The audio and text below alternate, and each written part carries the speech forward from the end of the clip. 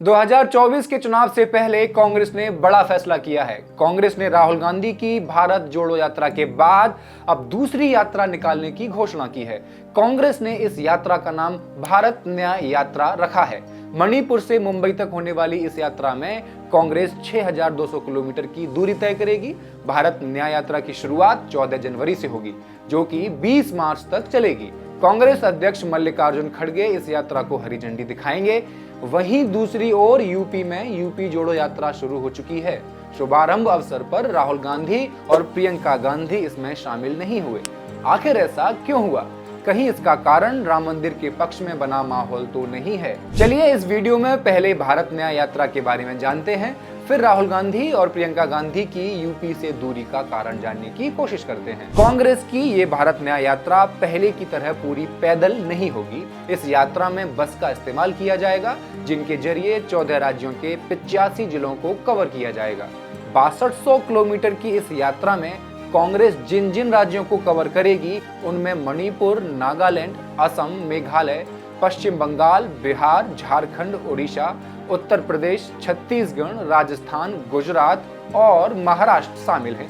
इस यात्रा में अधिकतम लोगों तक बस से पहुंचा जाएगा। इसके अलावा यात्रा में शामिल नेता समय समय पर कुछ देर तक पैदल भी चलते हुए नजर आएंगे। कांग्रेस महासचिव जयराम नरेश ने बताया कि इस यात्रा का नाम न्याय यात्रा क्यों रखा गया। उन्होंने कहा कि हम जनता को आश्वासन दिलाना चाहते हैं कि आर्थिक, सामाजिक और रणनीतिक न्याय उपलब्ध कराएंगे। पहली यात्रा 12 राज्यों से होकर गुजरी थी, जबकि ये दूसरी यात्रा 14 राज्यों से होकर गुजरेगी। कांग्रेस इस यात्रा के जरिए से अधिक लोगों तक पहुंचना चाहती है, इसलिए पार्टी ने इतनी लंबी यात्रा का रूट चुना है। पार्टी ने इसकी शुरुआत मणिपुर से की है, क्योंकि वहां बीते साल मई महीने से हिंसा का दौर जारी है।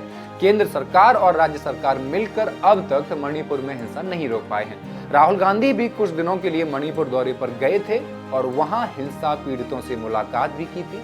इसके अलावा कांग्रेस मणिपुर हिंसा को लेकर संसद में सरकार के खिलाफ अविश्वास प्रस्ताव भी लेकर आई थी। हालांकि ये प्रस्ताव गिर गया था। अब कांग्रेस पार्टी और राहुल गांधी मणिपुर को आधार बनाकर देश में सरकार की विफलता के कारण उसका घेराव करने की तैयारी कर रहे हैं। आगामी 2024 के लोकसभा चुनावों के मद्देनजर विपक्षी पार्टियां बीजेपी को शिकस्त देने की कवायद में जुटी हैं।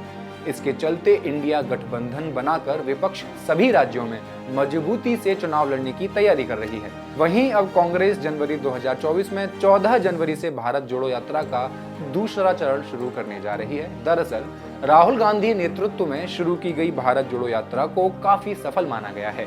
इसको लेकर तमाम राजनीतिक जानकारों ने पार्टी को लाभ होने के संकेत दिए हैं।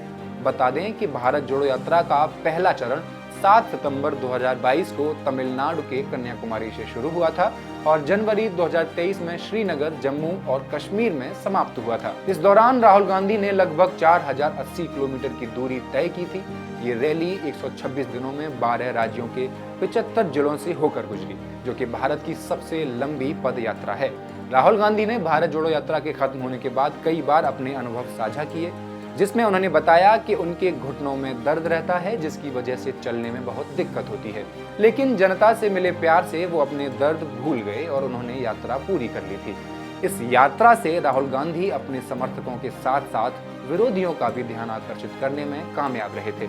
इस यात्रा में कमल हसन, पूजा भट्ट, रिया सेन, स्वरा भास्कर, रश्मि देसाई, आकांक्षा पुरी और अमोल पालेकर जैसी फिल्म और टीवी हस्तियों सहित समाज के विभिन्न वर्गों की भागीदारी देखी गई थी। इसके साथ ही पूर्व सेना प्रमुख जनरल दीपक कपूर, पूर्व नौसेना प्रमुख एडमिरल एल रामदास, पूर्व आरबीआई गवर्नर रघुराम राजन और पूर्व वित्त सचिव अरविंद जैसे प्रसिद्ध लोगों सहित मशहूर हस्तियां, लेखक, सैन्य दिग्गज भी शामिल हुए थे। नेशनल कॉन्फ्रेंस के प्रमुख फारूक अब्दुल्ला, उमर अब्दुल्ला, पीडीपी की महबूबा मुफ्ती, शिवसेना नेता आदित्य ठाकरे, प्रियंका चतुर्वेदी और संजय राउत और एनसीपी की सुप्रिया सुले जैसी विपक्षी नेता भी मार्च के दौरान विभिन्न समय पर गांधी के साथ चले थे और ये यात्रा बहुत ही कामयाब रही थी। इसलिए कांग्रेस इसका दूसरा चरण शुरू करने जा रही है और इसकी तैयारी जोरों शोरों से कर रही है। वहीं दूसरी ओर कांग्रेस की यूपी जोड़ो यात्रा सहारनपुर से शुरू हो चुकी है, जो पश्चिम यूपी की राजनीतिक रूप से महत्वपूर्ण कई इलाकों से गुजरते हुए यात्रा लखनऊ पहुंचकर खत्म होगी। कहने को तो यह उत्तर प्रदेश में कांग्रेस की लोकसभा चुनाव की तैयारी से जुड़ा इवेंट है, लेकिन इस शुभारंभ अवसर पर न राहुल गांधी दिखाई दिए और न यूपी की प्रभारी प्रियंका गांधी दिखाई दी। आखिर ऐसा क्यों हुआ? देखिए, इस यात्रा के दौरान 11 जिलों की 16 संसदीय सीटों को कवर करने की योजना बनाई गई है। यात्रा का रूट भी इस हिसाब से तैयार किया गया है कि मुस्लिम और दलित वोटर के पास पहुंचकर संपर्क साधा जा सके। सहारनपुर, मुजफ्फरनगर, अमरोहा, बिजनौर, बरेली, मुरादाबाद और रामपुर जैसे 7 जिलों में कई जगह आधी आबादी मुस्लिम वोटर की है, जबकि सहारनपुर, मुजफ्फरनगर और बिजनौर जैसे इलाकों में दलित वोटर भी अच्छी संख्या में हैं। दरअसल राहुल गांधी यूपी कांग्रेस के नेताओं के सामने तेलंगाना को रोल मॉडल के रूप में पेश करना चाहते हैं।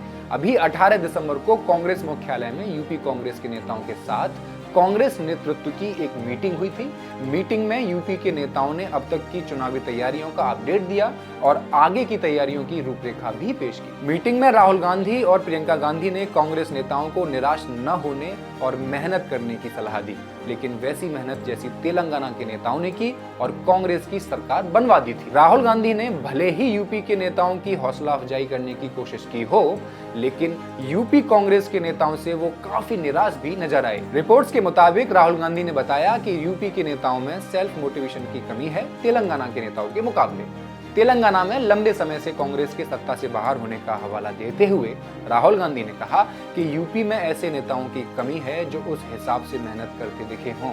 राहुल गांधी ने कहा कि यूपी में दिक्कत ये है कि वहां ऐसे नेता नहीं हैं जो मुख्यमंत्री बनने की चाहत रखते हों। फिर राहुल गांधी ने बताया कि तेलंगाना में ऐसे 4 कांग्रेस नेता थे जो मुख्यमंत्री बनने की महत्वाकांक्षा रखते थे और उन्हीं नेताओं ने अपनी मेहनत से तेलंगाना में जीत का आधार तैयार किया था। भारत जोड़ो यात्रा के दौरान राहुल गांधी ने यूपी में कुछ दिन गुजारे जरूर थे, लेकिन उसके बाद से तो लगता है जैसे दक्षिण की राजनीति में भी उनको मजा आने लगा है। शायद इसलिए भी क्योंकि वायनाड से सांसद होने के साथ साथ कर्नाटका और तेलंगाना में कांग्रेस की सरकार बन चुकी है। शायद राहुल गांधी और प्रियंका गांधी ने यूपी जोड़ो यात्रा से दूरी इसलिए बनाई है कि अखिलेश यादव को और ज्यादा नाराज होने से रोका जा सके। चूंकि यूपी जोड़ो यात्रा में दलित और मुस्लिम आबादी वाले इलाकों पर फोकस किया गया है, इसलिए अखिलेश यादव की नाराजगी तो बढ़ ही सकती है और ये इंडिया गठबंधन के लिए गलत संकेत होंगे। जैसे केरल में राहुल गांधी की भारत जोड़ो यात्रा से उनके अच्छे दोस्त होने के बावजूद सीपीएम नेता सीताराम येचुरी को भी गुस्सा आ गया था। अखिलेश यादव की नाराजगी तो उस पर फिर बनती ही है। दलित वोटर के करीब पहुंचने से तो मायावती को ही दिक्कत हो सकती है, लेकिन मुस्लिम वोटर के पास कांग्रेस के जाने से अखिलेश यादव तो अपने वोट बैंक पर डाका डालना ही समझेंगे ना। वैसे भी 2022 के चुनाव में सबसे ज्यादा मुस्लिम विधायक समाजवादी पार्टी को ही मिले थे। ऐसे में जबकि चुनाव राम मंदिर के माहौल में हो रहा है, अखिलेश यादव को ज्यादा से ज्यादा मुस्लिम वोट मिलने की उम्मीद रहेगी और वो ये भी जानते होंगे कि मायावती उसमें रोड़े डालने की कोशिश भी करेंगी। अब अगर कांग्रेस भी उसमें हिस्सेदारी कर ले तो बीजेपी के लिए चीजें आसान हो जाएंगी और उसका सीधा नुकसान अखिलेश यादव को ही होगा। इसलिए कांग्रेस आलाकमान यूपी जोड़ो पर ध्यान केंद्रित न करते हुए सीधे भारत न्याय यात्रा पर फोकस कर रही है। अब इस भारत न्याय यात्रा से कांग्रेसी पार्टी को कितना बेनिफिट होगा, ये आप हमें कमेंट सेक्शन में लिखकर जरूर बताएं। शुक्रिया।